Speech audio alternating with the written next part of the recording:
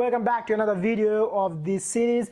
Today we'll be talking about really interesting one. আজকে যে বিষয় নিয়ে কথা বলবো সেটা হলো IELTS স্পোকেন যে কোনো ক্ষেত্রে আপনার কিন্তু এটা ইউজ হয় এবং আমরা এই ওয়ার্ডগুলোতে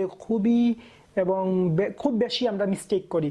সো চলেন আমরা দেখি যে আজকে কি আসলে amount and number. So amount কি amount কখন ইউজ করব? amount is used in uncountable singular. যখন আমাদের সাবজেক্ট বা নাউনটা থাকবে আনকাউন্টেবল সিঙ্গুলার তখনই আমরা ইউজ করব অ্যামাউন্ট। ফর অ্যান এক্সাম্পল, আপনি কখনো ইউজ করতে পারবেন না দ্য অ্যামাউন্ট অফ পিপল। মানুষ কিন্তু গণনা করা যায়, তো আপনাকে ইউজ করতে হবে the amount of time, the amount of oil, the amount of coal, the amount of কি বলা যায় sugar, the amount of filling. So এই জিনিসগুলো কি করা যায় না, এই জিনিসগুলো কাউন্ট করা যায় না, তখনই আমরা ইউজ করব amount. On the other hand, if you look at the number is used in countable sector.